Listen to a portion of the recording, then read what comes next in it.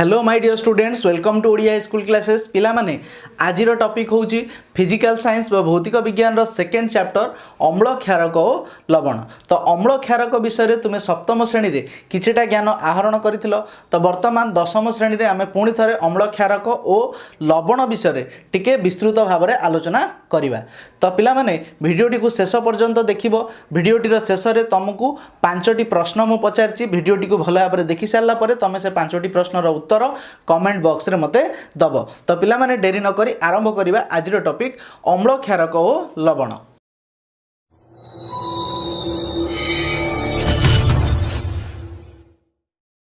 तो पिला माने अम्ल क्षारक और लवण मानक मध्यरु आमे टिके समस्तंकर परिचय नहीं जिबा। सर्वप्रथमे होची अम्ल। अम्ल कौन जहाँ आम पाटी को साधारणतः खट्टा लगी थाए ताहाकु आमे अम्ल बोली कहि थाउ। ता आम पाटी की खट्टा कौन लगे किछि उदाहरण आमे नहीं जिबा। जेमिति कि दही आम पाटी को खट्टा लगी थाए, लेंबू, तेंतुली, टमाटो ये सबू आम पाटी को कौन होता है ना खट्टा लगी थाए। तो सिंपल भाव में ये समस्त को आम कौन कहवा ना अम्ल बोली कहवा। बुझीगला। तो ठीक से हीपरी आम पाटी को क्षारिया बा पिता कौन लगी थाए। बुझीपार ना आम पाटी को जहाँ क्षारिया लगी थाए ताहाकु आम क्षार बोली कहउचंती। तो क्षार साधारणतः क्षारर किछि उदाहरण नहीं जिबा। जेमिति कि आमर चून बुझुछि ना नहीं। तो ठीक से हीपरी बेकिंग सोडा बा खाइबा सोडा जहाँ देखि खाद्य रे बेले बेले पकुड़ी फकुड़ी छाणला बेले यूज करती बेकिंग सोडा। बुझीगला ना नहीं। तो यह आमर हाथ को कौन लगे चिकण लगे बा लालुआ लालुआ लगी थाए। बुझीपार ना नहीं। तो सेमिति एक उदाहरण आम नहीं पारिबा साबुन। बुझी ये सब हो गला आमर कौन ना क्षारकर किछि एग्जाम्पल। तो अम्ल क्या कहवा ना जहाँ पाटी को खट्टा लगे ताहाकु आमे अम्ल कहवा। जहाँ आमको क्षारिया लगे बा पिता लगे ताहाकु आमे कौन कहवा ना क्षारक बोली आमे कहवा। तो अम्ल क्षारक विषय तो आमे जानिचंती किछि नुआ कथा नुहे। तो लवण कौन लवण किपरि भाव में सृष्टि हुए। तो लवण सृष्टि हुए केमिति ना जो अम्ल रही आ क्षार रही सेमाने जेतेबेले परस्पर सहित मिसी जाती अम्ल क्षारक मिसिबा द्वारा सृष्टि होता है कौन लवण। बुझीगला। तो अम्ल क्षारक माने मिसिकरी लवण को सृष्टि करती। तो ए विषय आमे आगको भल भाव में विस्तृत भाव में आलोचना करिबा। तो पिला माने तमर देखिथिबो किछि बेले बेले कौन हुए ना अधिक परिमाण खाद्य खाइले अनकंट्रोल हो गले खाद्य खाइबाटा अनकंट्रोल हो गले तो कौन हुए ना पेटर एसिडिटी हो जाए पेट जंत्रणार कारण हुए। तो ठीक से ही समय आमे कौन यूज करती विनेगार यूज करती लेंबू रस यूज करती ना खाइबा सोडा बा बेकिंग सोडा यूज करती। तो ये तीनोटी भितर कौन आमे यूज कले आमर एसिडिटी कमिजिब। तो साधारणतः भाव में जदि आमे विनेगार यूज करुँच ऑलरेडी आम पेटर एसिडिटी हो जाए माने एसिड हो जाए आम एसीएल रे पढ़ी आमर पाकस्थली हाइड्रोक्लोरिक एसिड क्षरण करुच्ची जहाँफल खाद्य कौन अधिक खट्टा हो एसिडिटी हो जाए। तो जदि आम विनेगार यूज करुँच कौन हम ना आहुरी खाद्य खट्टा हो जहाँफल आहुरी पेट जंत्रणार कारण हम। लेंबू रस भी कौन हम आहुरी कौन हम अम्लत्व बढ़ईदेव। किंतु आम यूज करवा कौन ना खाइबा सोडा बा बेकिंग सोडा जहाँ को आम पढ़िले ताहा होची क्षारक खाइले कौन हम क्षारिया बा पिता लगे। तो जो क्षारक रहा ये क्षारक को जदि आम यूज कर तो कौन हम अम्लर पावरटा को से कमईदेव जहाँफल आमर कौन हम ना पेटरे टिके जंत्रणा कमिजिब। तो एथिरु आम जानिले कौन साधारणतः अम्ल कौन करिथाए क्षारर पावर को कमई दिए। ठीक से हीपरी क्षार मध्य अम्लर पावर को कमई देइथाए। बुझीपार नहीं। तो अम्ल क्षार एमाने परस्पर को कौन करिथांती ना प्रशमित करिथांती जणे अन्य जनकु प्रशमित करती अर्थात तांकर पावर को कमई दियंती। तो पिला माने सबु बेले तो आमे चाखिकी जानी परिबा नहीं केउटा अम्ल कोउटा क्षारक कारण एमानंग मध्यरु किछि अम्ल और क्षारक अत्यंत आम शरीर ପାଇଁ क्षतिकारक हाथ रे पड़िले से माने आम हाथ को क्षत पहुँचेबे पड़ी जीव। बुझीपार नहीं। तेणु करी आमे किपरि भाव में अम्ल और क्षारक मानकु चिन्हिबा। जदि आम पाखरे मेंचे अम्ल क्षारक सब रखी दिया जाइछि तो आमे तो खाली सब गुड़ाक टेस्ट करि परिबानी। बुझिउछि ना नहीं। तो किपरि भाव में चिन्हिबा ना अम्ल और क्षारक को चिन्हिबा पई आमे सूचक मानकर व्यवहार करिथांती कौन। तो सूचक बा इंडिकेटर आमे काहा कहबा जो माने आमको अम्ल बा क्षारक को सूचेबारे सहाय्य करती से मानकु आमे सूचक बा इंडिकेटर्स बोली कहिथांती। बुझियला। तो जो सूचक रही आमे जानिबा जे सूचक हेउची साधारणतः दुई प्रकार कौन कौन ना गोटे होची वर्ण सूचक आ गोटे होची घ्राण सूचक।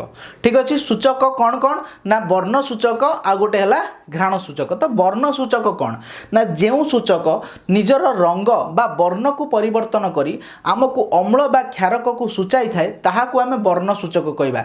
वर्ण कौन जदि कोनोसी गोटे सूचक निजर रंग परिवर्तन कर देकी आमको जणै दउछि जे एटा अम्ल एटा क्षार तो से प्रकार सूचक मानकू आमे वर्ण सूचक बोली कहबा।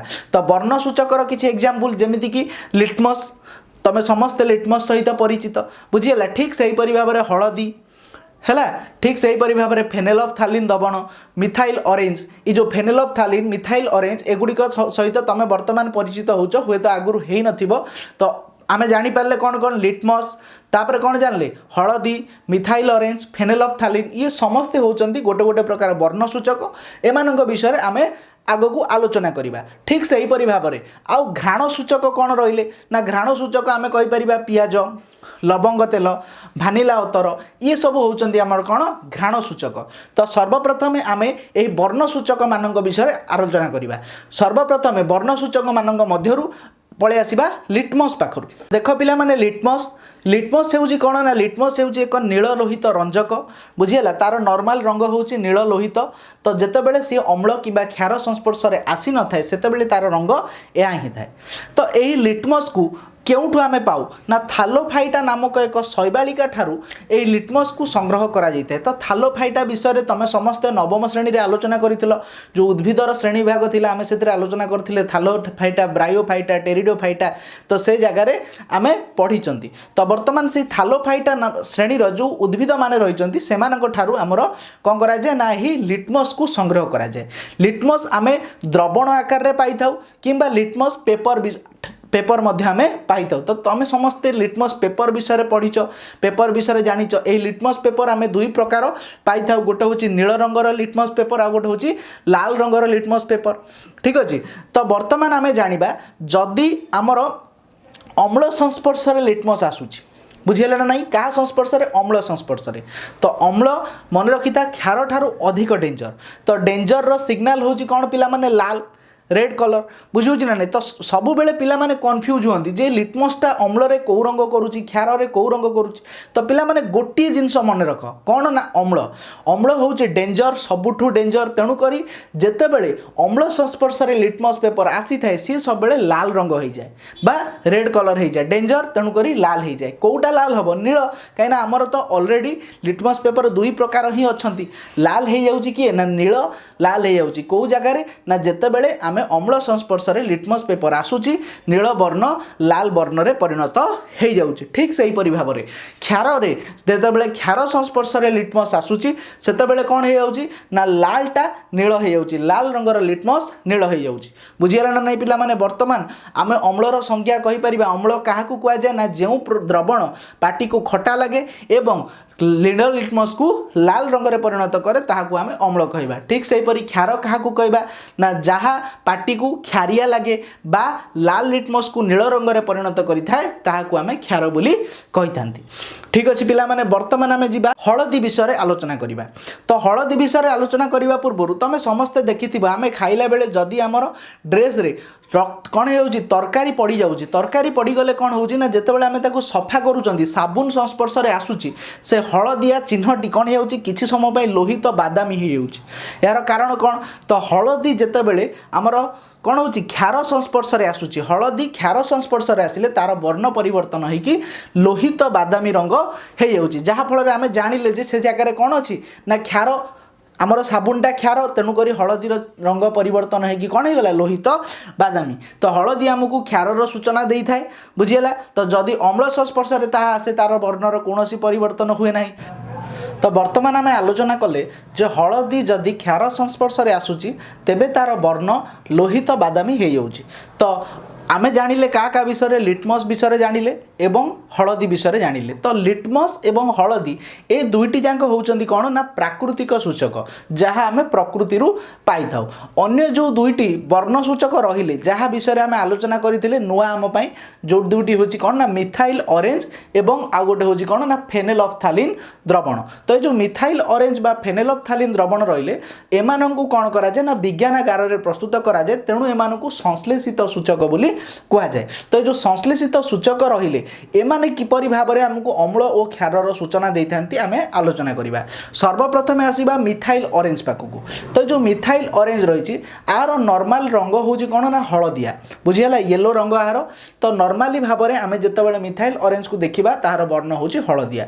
किंतु जदि ही मिथाइल ऑरेंज कोन हबो ना अम्लर संस्पर्श रे आसीबो तेबे ताहा अम्ल कोन डेंजर तेणु करी ताहा लाल रंग रे परिणत हो जिवो। मिथाइल ऑरेंज अम्ल संस्पर्श रे आसिले कोन हो जिवो लाल रंग परिवर्तित हो। किंतु जदि क्षार संस्पर्श रे आसे तार वर्णर कोनोसी परिवर्तन हबो नाही जो हलदिया थिला से हलदिया ही रहिबो। जदि प्रश्न पड़े जे मिथाइल ऑरेंज क्षार संस्पर्श रे आसिले केउ वर्ण धारण करे ना हलदिया ही धारण करे तुम कौन लिखिबो हलदिया बुझी ना नहीं। जदि मिथाइल ऑरेंज कौन आसीबो अम्ल संस्पर्श रे आसीबो तेबे तार वर्ण कौन हबो ना मिथाइल ऑरेंज अम्ल संस्पर्श रे आसिले तार वर्ण लाल हे जिवो बा रेड कलर हे जिवो। मिथाइल ऑरेंज रो साधारणतः अम्ल क्षार बिना तार रंग कौन ना हलदिया रंग ही होई थाए बुझियला। तो पिला माने मिथाइल ऑरेंज विषय जानि पारलो। वर्तमान आमे पळेबा फेनेलफ्थालीन द्रवण को। तो फेनेलफ्थालीन द्रवण को तमे नॉर्मली जेतेबेले लक्ष्य करिवो ताहा कलरलेस बा वर्णहीन होई थाए बुझियला। पानी रो कलर पड़ी आमर फेनेलफ्थालीन मध्य वर्णहीन। ठीक सही परि जेतेबेले आमे एहा को अम्ल संस्पर्श रे आनिबा एहार वर्णर कोनोसी परिवर्तन आसीबो नाही। तो एहा अम्ल को सूचाए नाही। किंतु जेतेबेले क्षार संस्पर्श रे आसीबो अल्काली बा क्षार संस्पर्श रे आसिले कोन हे जिवो ना एहार वर्ण परिणत होई गोलापी हे जिवो बा पिंक कलर हे जिवो बुझी परछन नाही। तो जेतेबेले फेनेलफ्थालीन द्रवण क्षार संस्पर्श रे आसी थाए सेतेबेले यार वर्ण गोलापी वर्ण होई थाए। तो पिला माने आउ थरे ए टेबुल को टिके लक्ष्य करो। ए टेबुल रे आमे कोन जानिले जदी लिटमस पेपर पाखरु आरंभ करिबा। लिटमस पेपर आमर कौन होता है जेतेबेले अम्ल संस्पर्श रे आसे लाल रंग धारण करे क्षार संस्पर्श रे आसिले कौन हो जाए नील रंग धारण करे। ठीक सही परि हलदी कौन हुए ना अम्ल संस्पर्श रे आसिले हलदी ही थाए किंतु क्षार संस्पर्श रे आसिले लोहित बादामी वर्ण हो जाए। मिथाइल ऑरेंज कौन होची ना अम्ल संस्पर्श रे आसिले लाल रंग धारण करूची एवं क्षार संस्पर्श रे कौन होची ना हलदिया ही रहूची तार नॉर्मल कलर हलदिया रहूची। ठीक सही परि फेनेलफ्थालीन द्रवण अम्ल रे वर्णहीन रोची किंतु क्षार संस्पर्श रे आसिले ताहा गोलापी वर्ण धारण करूची। तो पिला माने आमे जानिले का विषय ना एमाने होचंती वर्णसूचक आउ किछि वर्णसूचक मध्ये अछंती जेमिति कि लाल बंधाकोबी पत्र। ठीक सही परि किछि फूल रहिछि जो माने हमकु वर्ण परिवर्तन करी सूचई थांती कोउटा अम्ल कोउटा क्षार सेगुडिक जेमिति कि उदाहरण हाइड्रांजिया पेटुनिया जेरानियम एमाने मध्य हेउचंती किछि प्रकार वर्णसूचक। तो पिला माने वर्णसूचक विषय तमे माने जानि पारलो। वर्तमान आमे पळेबा घ्राणसूचक पाखकु। तो घ्राणसूचक कौन तो घ्राणसूचक सेहि मानकु कहबा जेउ माने निजर गंध को परिवर्तन करी आमकु सूचई थांती कोउटा अम्ल एवं कोउटा क्षार। तो घ्राणसूचकर उदाहरण आमे नेइथिले कोन कोन पियाज लवंग तेल भानिला बुझिउछि ना नहीं। तो एगुडी को हेउछि हमर कोन ना घ्राण सूचक। तो एमानक भितरु आमे पियाजर गोटे उदाहरण नबा। ठीक अछि। तो पिला माने आमे वर्तमान पियाज को नहीं एक परीक्षा करिबा।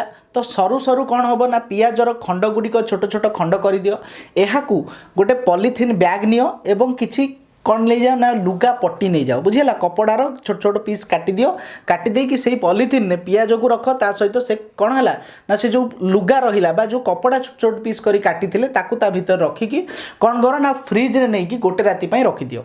ता परदिन तुम जितेबाला सेटा काढ़ तो सेटा कौन हम पियाजर जो गंध थाए पियाजिया गंधेब बुझीगला। तो बर्तमान आम आमर परीक्षा आरंभ करवा। तो जेकोसी भी आम कौन करवा ना लुगा पट्टी ता धरू काढ़ा सबू पियाज पियाज गंधौव। तो आम से कौन करवा ना गोटे मन कर एसिड अम्ल पकेबा आउ गोटे क्षार पकेबा। तो अम्ल जगार आम नहीं गले हाइड्रोक्लोरिक एसिड बा HCl बुझीगला।